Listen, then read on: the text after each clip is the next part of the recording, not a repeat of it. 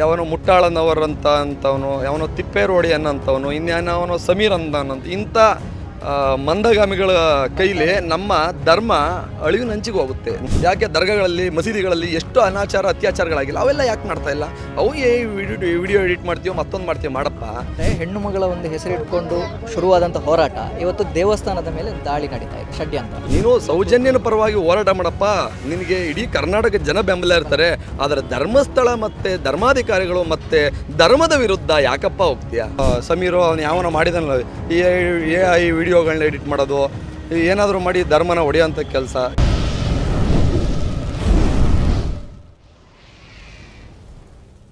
Sir, ಪ್ರಚಾರ ಅಪಪ್ರಚಾರದ ಬಗ್ಗೆ ತಾವೇನು ಹೇಳ್ತೀವಿ? ಅಪಪ್ರಚಾರ ಎಲ್ಲಿರಲ್ಲ ಸರ್, ಎಲ್ಲ ಕಡೆ ಇರುತ್ತೆ. ಯಾರೋ ಮುಟ್ಟಾಳರು ಅಪಪ್ರಚಾರ ಮಾಡ್ತಾರೆ. ನಮ್ಮ ಭಾವನೆ, ನಮ್ಮ ಧರ್ಮ, ನಮ್ಮ ಸಂಸ್ಕೃತಿ, ನಮ್ಮ ಹಿಂದಿನ ಪೂರ್ವಜರಿಂದ ಬಂದಿರೋಂಥ ಸನಾತನೀಯ ಧರ್ಮ, ಇದನ್ನು ಉಳಿಸ್ಬೇಕು ಅನ್ನೋ ಒಂದು ಮಾನಸಿಕತೆಗೆ ಇರೋಂಥವ್ರು ಅದ್ರ ಪರವಾಗಿ ನಿಂತು ಹೋರಾಟ ಮಾಡ್ತಾರೆ. ಇಲ್ಲ ಇದರಲ್ಲೇ ಗೊತ್ತಲ್ಲ ನಿಮ್ಗೆ, ಎಡಪಂಥೀಯರು ಬಲಪಂಥೀಯರು 108 ಇದೆ. ಅಂಥದ್ರಲ್ಲಿ ಕೆಲವರು ಧರ್ಮನ ಹಾಳು ಮಾಡಬೇಕು ಅನ್ನೋಂಥವ್ರು ತುಂಬ ಜನ ಇದ್ದಾರೆ. ತುಂಬ ಷಡ್ಯಂತ್ರಗಳನ್ನ ನಡೆಸ್ತಾರೆ. ಅದು ಕೆಲವ್ರಿಗೆ ಯಾರೋ ಸಮೀರು ಅವನು ಯಾವನ ಮಾಡಿದನಲ್ಲ ಈ ವಿಡಿಯೋಗಳನ್ನ ಎಡಿಟ್ ಮಾಡೋದು, ಏನಾದರೂ ಮಾಡಿ ಧರ್ಮನ ಹೊಡೆಯೋಂಥ ಕೆಲಸ, ಇದನ್ನು ಮಾಡೋದು ಸರ್ವೇ ಸಾಮಾನ್ಯ. ಅವಕ್ಕೆಲ್ಲ ನಾವು ಹಿಂದೂ ಭಕ್ತರು ಮತ್ತು ನಮ್ಮ ಸನಾತನ ಧರ್ಮನ ಮೂಲ ಮೈಗೂಡಿಸ್ಕೊಂಡಿರೋವಂಥವ್ರು ಯಾರು ಅದ್ರ ಬಗ್ಗೆ ಕಿವಿ ಕೊಡಬಾರ್ದು. ನಮ್ಮ ಮನಸ್ಸೀಗ ಎತ್ತ ತಾಯಿನ ಯಾವನೊಬ್ಬ ಮೂರನೇವನು ಬಂದ್ಬಿಟ್ಟು ನಿಮ್ಮ ತಾಯಿ ಸರಿಯಿಲ್ಲ ಅಂದರೆ ಸರಿಯಿಲ್ಲ ಅಂತ ಒಪ್ತಾರ ಜನ? ಒಪ್ಪಲ್ಲ ತಾನೆ. ಹಾಗೆ ನನ್ನ ಧರ್ಮ ನನಗೆ ತಾಯಿ ಸಮಾನ.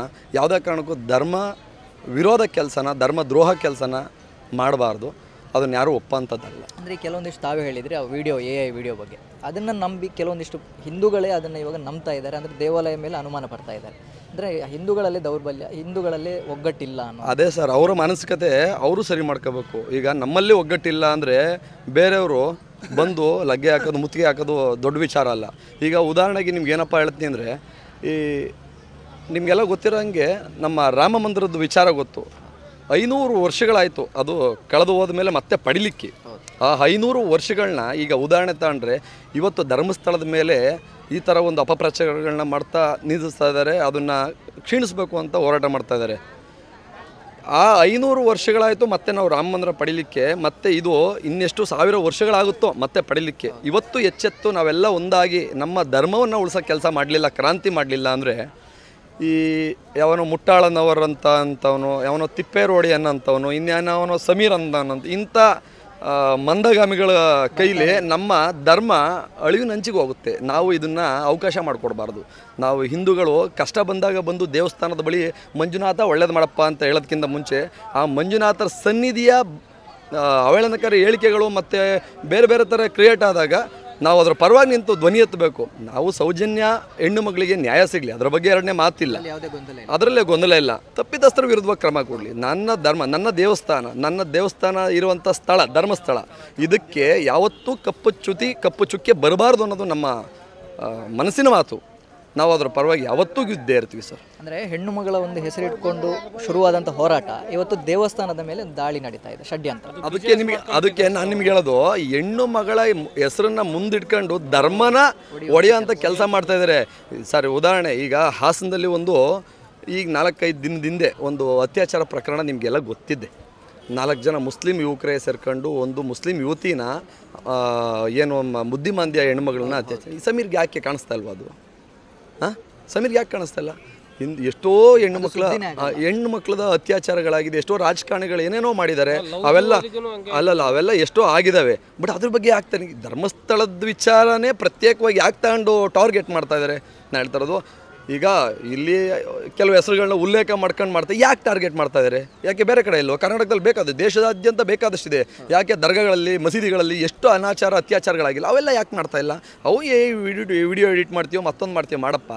ಸಮೀರ, ನೋಡು, ನಿನ್ನ ಧರ್ಮನ ನೀನು ಉಳ್ಸೋಕ್ಕೆ ಕೆಲಸ ಮಾಡು. ನನ್ನ ಧರ್ಮನ ಉಳ್ಸೋಕ್ಕೆ ನನ್ನ ಸನಾತನಿ ಹಿಂದೂ ಭಕ್ತರು, ಅವರು ಅಂಧ ಭಕ್ತರು, ಇನ್ನೆಂಥ ಭಕ್ತರು, ಅದು ನಿನಗೆ ಬೇಕಾಗಿಲ್ದೋದು ವಿಚಾರ. ನನ್ನ ಧರ್ಮ ಉಳ್ಸೋಕ್ಕೆ ನನ್ನ ಹಿಂದೂ ಬಾಂಧವರು ಯಾವಾಗಲೂ ಸಿದ್ಧವಾಗಿದ್ದಾರೆ. ನಿನಗೆ ಯಾಕಷ್ಟು ನನ್ನ ಧರ್ಮದ ಬಗ್ಗೆ, ನನ್ನ ದೇವಸ್ಥಾನದ ಬಗ್ಗೆ, ನನ್ನ ಧರ್ಮಸ್ಥಳದ ಬಗ್ಗೆ ನಿನಗೆ ಯಾಕಪ್ಪ?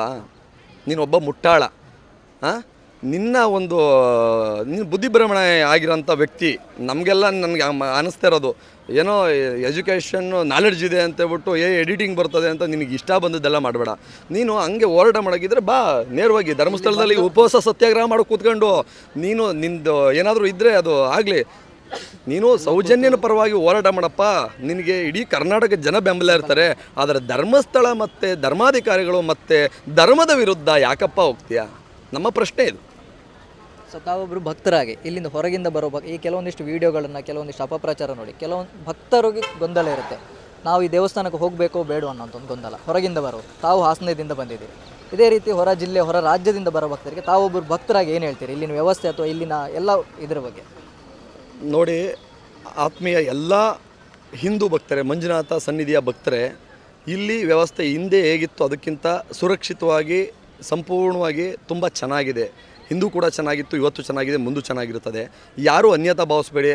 ಯಾವ ಸುಳ್ಳು ಪಳ್ಳು ಊಹಾಪೋಹ ಮಾತುಗಳಿಗೆ ಕಿವಿ ಕೊಟ್ಟು ನಮ್ಮ ದೇವಸ್ಥಾನದ ಮತ್ತು ನಮ್ಮ ಧರ್ಮದ ಅಳಿವಿನ ಅಂಚಿಗೆ ನೀವೇ ಬುನಾದಿ ಆಗಬೇಡಿ. ದಯವಿಟ್ಟು ನೀವೆಲ್ಲ ಒಗ್ಗಟ್ಟಾಗಿ ಭಗವಂತನ ಕೃಪೆಗೆ ಆಶೀರ್ವಾದಕ್ಕೆ ಪಾತ್ರರಾಗಿ. ಇದು ಒಂದು ಕಲ್ಪವೃಕ್ಷ ಥರ, ನಮ್ಮ ಮಂಜುನಾಥ ಸ್ವಾಮಿ ಸನ್ನಿಧಿ ಒಂದು ಕಲ್ಪವೃಕ್ಷ ಥರ. ಈ ಕಲ್ಪವೃಕ್ಷದಲ್ಲಿ ತೆಂಗಿನಕಾಯಿ ತೋಳಲಾದಂಥ ಸಂದರ್ಭದಲ್ಲಿ ಆ ತೆಂಗಿನಕಾಯಿಗಳನ್ನ ಎಲ್ಲ ಭಾಗಗಳನ್ನು ನೆಟ್ಟು ಗಿಡಗಳನ್ನ ಬೆಳೆಸ್ತಾರೆ. ಏಕೆ ಉದಾಹರಣೆ ನಿಮ್ಗೆ ಹೇಳೋದು, ಇದು ಮಂಜುನಾಥರ ಸನ್ನಿಧಿಯಿಂದ ಎಷ್ಟೋ ಹಿಂದೂ ದೇವಾಲಯಗಳ ಜೀರ್ಣೋದ್ಧಾರದಕ್ಕೆ ಲಕ್ಷಾಂತರ ರೂಪಾಯಿ ಹಣಗಳನ್ನ ಕೊಟ್ಟು ಅಭಿವೃದ್ಧಿ ಮಾಡಿ ದೇವಸ್ಥಾನಗಳನ್ನ ಅಭಿವೃದ್ಧಿ ಮಾಡ್ತಾರೆ. ಈ ಮೂಲ ಆ ಗಿಡಗಳು, ತೆಂಗಿನ ಗಿಡಗಳು ಹೆಂಗೆ ಮರವಾಗಿ ಮತ್ತೆ ಫಸಲು ಕೊಟ್ಟು ಅವು 4 ಗಿಡ ಆಗಿ ಬೆಳೆಯೋದಕ್ಕೆ ಅವಕಾಶ ಮಾಡಿಕೊಡ್ಬಾರ್ದು. ಆ ಮೂಲ ತಾಯಿ ಬೇರನೆ ಕಟ್ ಮಾಡಿದ್ರೆ ಈ 10 ಗಿಡಗಳನ್ನ ಬೆಳೆಸೋದು ತಪ್ಪುತ್ತೆ. ಆಗ ಹಿಂದೂ ಧರ್ಮ ಡೆವಲಪ್ಮೆಂಟ್ ಆಗೋದು ತಪ್ಪುತ್ತೆ. ಈ ಒಂದು ಮೂಲ ಹುನ್ನಾರ ಈ ಅನ್ಯ ಧರ್ಮೀಯ ಮತಾಂಧರಿಗೆ ಇರ್ತದೆ. ಸೊ ಇವರು ಆ ಕಲ್ಪವೃಕ್ಷನ ಬುಡ ಸಮೇತವಾಗಿ ಕಟ್ ಮಾಡಿಬಿಟ್ರೆ ಇನ್ನು ಅದರಲ್ಲಿ ಬಿಡೋಂಥ ತೆಂಗಿನಕಾಯಿಗಳನ್ನ ಫಸಲು ಮಾಡಿ ಮತ್ತು ಆ ಕಡೆ ನಾಟಿ ಮಾಡಿ ಗಿಡಗಳನ್ನ ಮಾಡಿ ಅದು ಡೆವಲಪ್ಮೆಂಟ್ ಹಿಂಗೆ ಹಿಂದೂ ದೇವಾಲಯಗಳನ್ನ ಜೀರ್ಣೋದ್ಧಾರ ಮಾಡೋ ಅಂಥದ್ದು ತಡಿಬೇಕು ಅನ್ನೋದು ಮೂಲ ಉದ್ದೇಶ ಸರ್. ಇದು ಮೂಲ ಉದ್ದೇಶ, ಇದು ಮೂಲ ಉದ್ದೇಶ ಇವ್ರದ್ದು. ಅಂದರೆ ಧರ್ಮಸ್ಥಳ ಒಂದು ದೇವಸ್ಥಾನ ನಾಶ ಮಾಡಿದರೆ ಸುತ್ತ ಒಂದು 100 ದೇವಾಲಯಗಳ ನಾಶ ಮಾಡ್ಬೋದು. 100 ಅಲ್ಲ, 1000 ದೇವಸ್ಥಾನಗಳನ್ನ ನಾಶ ಮಾಡ್ಬೋದು ಅನ್ನೋದು ಮೂಲ ಉದ್ದೇಶ. ಈಗ ಹೆಂಗೆ ಗೊತ್ತಾ, ಒಬ್ಬಳು ತಾಯಿ 10 ಜನ ಮಕ್ಕಳನ್ನ ಸಾಕ್ತಾ ಇರ್ತಾಳೆ. 10 ಜನ ಮಕ್ಕಳನ್ನ ಸಾಕಿ 10 ಜನ ದಷ್ಟಪುಷ್ಟವಾಗಿ ಸೈನಿಕರಾಗಿ ಹೊರಹೊಮ್ತಾರೆ. ಏನು ಬೇರೆ ಷಡ್ಯಂತ್ರ ಮಾಡೋಂಥ ಇರುತ್ತಲ್ಲ, 10 ಜನ ಮಕ್ಕಳನ್ನ ಹೊಡೆಯೋದಕ್ಕೆ ಎದುರಿಸೋದಕ್ಕೆ ಮುಂದೆ ಯೋಚನೆ ಮಾಡಿ ಇಂದು ಆ ತಾಯಿನೇ ಕೊಂದರೆ ಆ 10 ಜನ ಮಕ್ಕಳಿಗೆ ಅನ್ನ ಹಾಕಿ ಬೆಳೆಸೋಂಥವ್ರು ಇಲ್ವಲ್ಲ, ಬಲಿಷ್ಠರಾಗಲ್ವಲ್ಲ. ಮೂಲ ತಾಯಿನೇ ಆ ಥರ ಷಡ್ಯಂತ್ರಗಳನ್ನ ಮಾಡಿ ನಮ್ಮ ಹಿಂದೂ ಧರ್ಮನ ಅಳಿವನ್ನು ಮಾಡಬೇಕು ಅನ್ನೋದು ಅವರ ಮೂಲ ಉದ್ದೇಶ.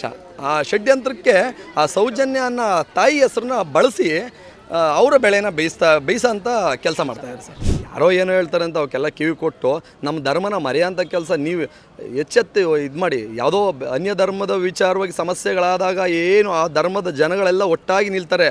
ಅದಕ್ಕೆ 10 ಪಟ್ಟು ನಾವೆಲ್ಲ ಒಟ್ಟಾಗಿ ನಿಂತು ಧರ್ಮಸ್ಥಳ ನಮ್ಮ ಹಿಂದೂ ಸನಾತನಿಯ ಧರ್ಮದ ರಕ್ಷಣೆಗೆ ನಿಲ್ಲಬೇಕು. ಇದಕ್ಕೆ ಯಾರೂ ಯಾವುದೇ ರೀತಿ ಆತಂಕ ಬೇಡ. ಧರ್ಮಸ್ಥಳ ಇಂದು ಸುರಕ್ಷಿತವಾಗಿದೆ.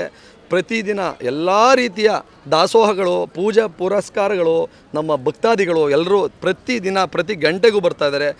ಎಂದಿನಂತೆ ಇಂದೂ ಕೂಡ ಅಚ್ಚುಕಟ್ಟಾಗಿ ನಡೀತದೆ. ಯಾರೂ ಯಾವುದೇ ಆತಂಕ ಬೇಡ. ಧರ್ಮಸ್ಥಳದ ಭಕ್ತಿಗೆ ಮತ್ತು ಮಂಜುನಾಥ ಕೃಪೆಗೆ ಪಾತ್ರರಾಗಬೇಕು ಅಂತ ನಿಮ್ಮ ಮಾಧ್ಯಮದ ಮುಖಾಂತರ ನಮ್ಮ ಹಿಂದೂ ಭಕ್ತಾದಿಗಳಿಗೆ ಈ ಮೂಲಕ ತಿಳಿಸೋಕ್ಕೆ ಇಷ್ಟಪಡ್ತೀನಿ. ಟಿವಿ ವಿಕ್ರಮ, ದೇಶ ನಿಮ್ಮ ಕೈಯಲ್ಲಿ.